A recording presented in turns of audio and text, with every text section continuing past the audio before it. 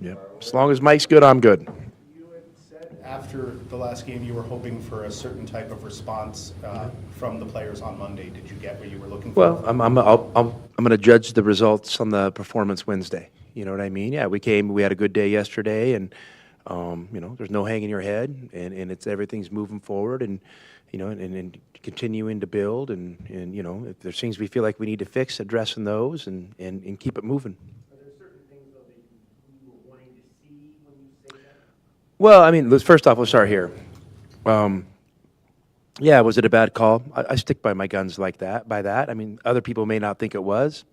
Did I love the way our defense played? No, but it was a great college basketball game. I mean, you had two teams going at it. I mean, there was some high-level offense on both sides. It goes down to the final possession. I mean, what an awesome game. And listen, I've competed against BYU for years, and I really enjoy doing that. My biggest disappointment was the way our fans and students, reacted to some of their players coming off the court. There's no place in society, let's just start with that overall, but especially in collegiate athletics, where anyone's religion or race should become a focal point, ever. So that was my biggest disappointment. And I know maybe BYU's probably, it's not the first time it's happened to them. And it's disappointing that it continues to happen. And hopefully, with us, being full-time members in a conference with them, that our fans will learn that that's just not acceptable. I mean, and so to me, that was the overriding disappointment more than just the result of the game. Was that. So hopefully it's an opportunity to be better and do better, and we all take it as that.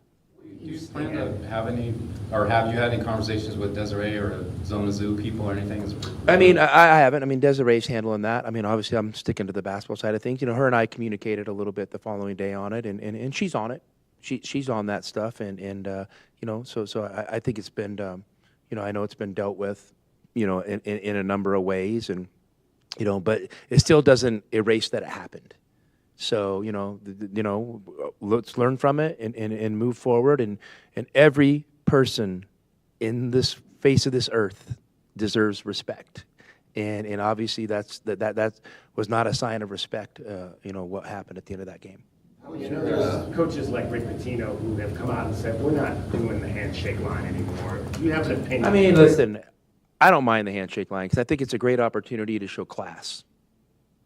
You know what? And I'm not afraid to show class, and even in tough moments. Now listen, I'm sure some of our players didn't respond. I heard there was a little bit of an incident. I was off the floor by then. And could you avoid those things? But just eliminating something, does that make us a better society? Why can't you go shake hands with someone who just whatever? Either they kicked your ass, you kicked their ass, or they're on the fortunate side, you're on the unfortunate side. How hard is that to do? So to me, they can. I understand why people want to do it. You want to avoid these one-off situations, but I also think it's a great opportunity to show class, to show compassion, to show respect. So I'm always going to err on that side. Ever been in a position where you're playing a team immediately after they've made a change at head coach?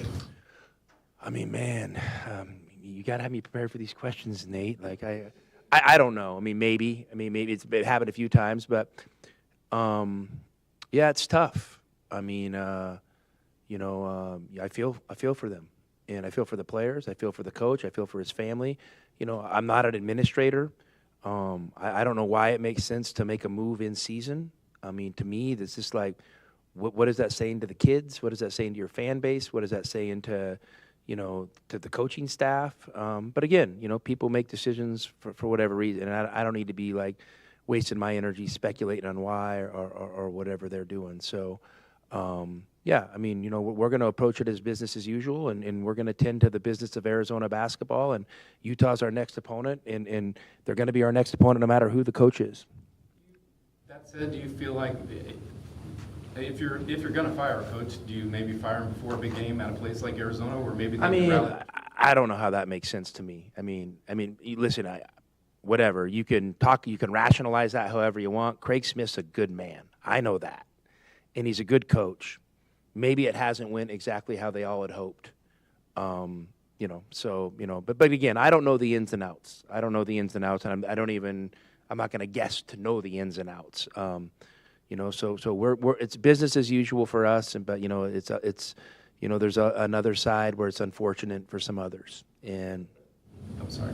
How does that affect like scouting this game? Do you just go with what they've been doing, or do you even look at maybe West Virginia tapes to see what the last year with them? I don't think they've had a lot of time to react. I mean, I'm assuming it just happened yesterday. I'm assuming they might have taken the day off coming back from Central Florida. I mean, I don't know.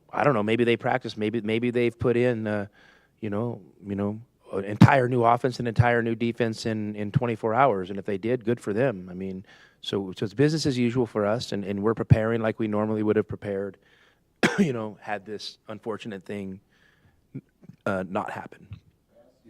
After the BYU game, if it was really good offense from BYU or bad defense, watching the film. Man, listen. First off, I'm going to give credit and respect to my opponent. I mean, they made some great shots. They made some timely shots. I mean, their players have gotten better over the course of the season. They called some good plays, and at the end of the good play, they made the basket. I mean, that's big time stuff. When you go back, I mean, are there some things defensively we wished, we saw, mistakes here and there? For sure. I mean, there's always a give and take, but, you don't want to, I don't want to tilt it one way and said, our mistakes on defense led to their success on offense. I mean, basketball's there's a game of give and take, and so I'm going to give credit to BYU, and obviously, defensively we're going to continue to work to be better and hopefully grow from some of those mistakes that we made.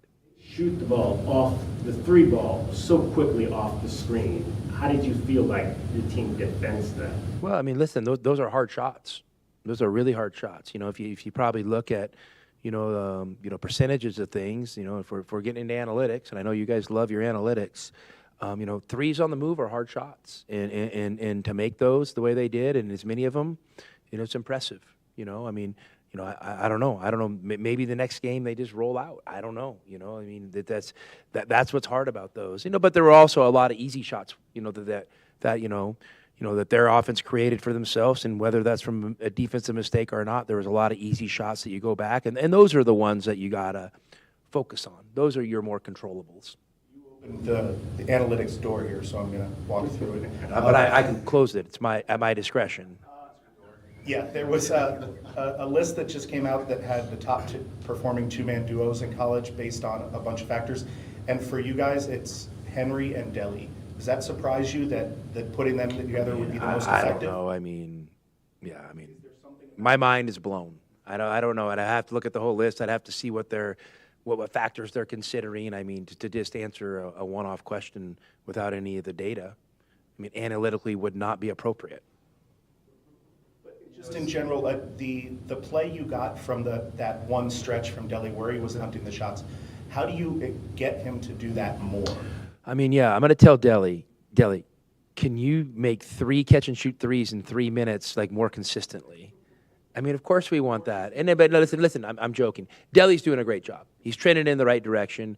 I think he's kind of figuring out what he needs to do for our team and what he needs to do at this level to be successful. And hopefully we continue to get more of that because he's an important player for us. Beaten some good teams this season, even though they've had some struggles as well. What's the common theme there? Well, Utah is a good team. They have incredible size and length. I think I don't know if would this be analytically or this be statistically or measurement wise, they're the third longest, tallest team in the country. So they have obviously great size and they have positional length. They're sound defensively. They're not doing anything crazy. They're really kind of packing it in and making you play over size and length consistently. Offensively. This Madsen kid's been around for a minute, and he just is an incredible high-energy player and, can shoot, high degree of difficulty shots and get hot and make some of them. And so he's hard to guard, and they do a good job playing in their concepts, kind of, what we would call like kind of some delay actions and, where they're kind of getting some 5-out and some flare screens, pin downs. And just do a really good job kind of flowing and playing good basketball. So, they're obviously a dangerous team. And, their records, I think pretty close to 500 in the Big 12, right? So they're right in the mix. Tony, Number one, I think, an assist to made field goal. I mean, is that what is behind that, and do they have run some similar philosophies that you guys do? You guys I mean, do? I don't know. I mean, how many similarities? I mean, you could probably find a few. You know, when you're assisting on a high number of your baskets, it probably means you're a good passing team and you're moving the ball, and you know, and you're probably generating offense. You know, the way you generate offense is probably more tilted towards ball movement and passing as opposed to dribbling and isolations. Rave, you included about KJ Lewis's defense. Where do you, though, want to see him take that next step? You know, I mean, I think KJ's fine. I think KJ just got to stay locked in, and I like the way he's contributing. And you know, sometimes there doesn't need to be a next step. Sometimes you just need to kind of hone in and stay consistently where you're at. We're obviously well into the season. You know, I'm not gonna, expect or ask KJ to make drastic changes to his game at this point because he's really helping us. So, you know, I just want to continue to see him do what he's doing and continue to see his confidence grow in those big moments, and then just at the end of the day, really trust in his habits. Trust his habits at the most important moments, and I think he's done that a lot over the course of this year, and I just want to see him continue to grow in that area. I'd like him to be a little bit closer on that Moet Mag 3 in the corner. I mean, for sure. I mean, I would have loved him to block the shot and it didn't even get attempted, but like, there's reasons it happens. You know, that stuff happens, and you know, it could have been a mental error on his side. You know, it could have been a positional error. It could have been maybe one of his teammates, switched a ball screen, didn't switch it correctly, and there's a roller going down the middle of the lane that KJ's got great instincts on defense, and he sees a guy run into the basket, he's probably going to want to help. I mean, there's lots of reasons these things happen, and it might not be KJ. Easy to turn the page on a game like BYU. Yeah, this is what we do. You know, we got Utah coming in here, and no one's hanging their head. We didn't hang our heads yesterday in practice. We understand it's tough. You know, I think there was a lot of positives to build on from the BYU game, and I think the best thing you can do is, figure out maybe a few of the areas you want to improve in, and maybe a few of the areas you want to continue to strengthen and move on to the next one. I mean, I don't know. Does it help you living in the past? Yeah. Okay. Well, sorry. That's a world I don't lurk or no understand, and I don't want to go there. I mean, the moment I probably went in there, I'd probably want to get the hell out. So no, I don't know anything about living in the past. Ever employed like a hack a player strategy where somebody really struggles at the line and you put them there a lot? I mean, for sure, we've done it over the time. I mean, I wouldn't say it's a normal thing, but I mean, you obviously sometimes you look at free throw percentages and you make decisions, but fouls are valuable in college, because you're usually not playing 12 or 13 guys, and guys only get 5. So I think you have to factor that in as well. Play at the end, Tommy, basically the same play, the inbound to try to get the last shot that you would use before. Execute better. Yeah, execute better. Probably bad coaching and bad execution by the players, and execute better. Obviously, that's happened multiple times. Does it get to a point where you say that they're not understanding what I want from this play? I've got to maybe move on to something. Coach better, execute better.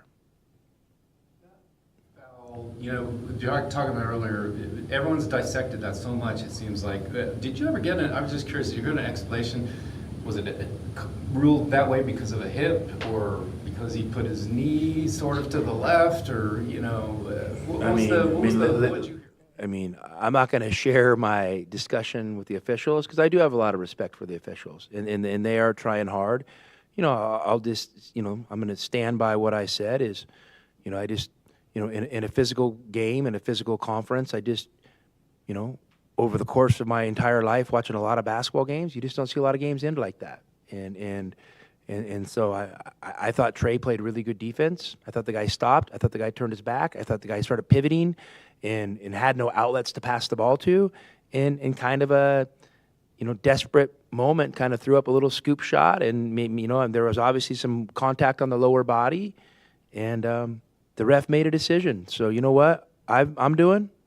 I'm living with it. and I'm moving on. And do I like it? No. But, I also learned this. You don't always get what you like in life. So as a competitor, I just got to move on. And I talked to who I needed to talk to, and they talked to me. Conversation was had, and, I think we're good.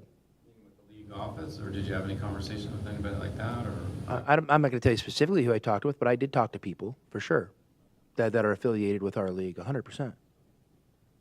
Houston looks like they clinched a tie at least. What did you make of that, and does that change, anything? I mean, no, not at all. I mean, obviously they were trending to do that, and Houston's having an incredible season, and Coach Sampson does a great job. And, it's been really impressive, what he's been able to build there. And, and obviously, we feel like we're not far off at Arizona, but we're not acting like we've arrived either. We know we got work to do, and feel like the trend is going in the right direction. With how we're building this thing.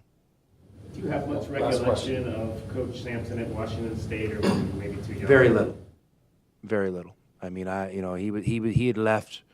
I think before I even got started at Gonzaga, and I was living in a small logging town, playing little league baseball, when he was coaching at Wazoo. So I don't have a lot of memories.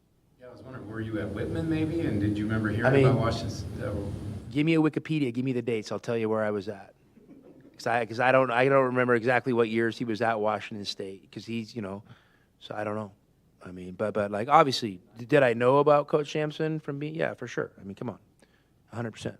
I mean, he's crushing it right now, and good for him. Thank you, guys.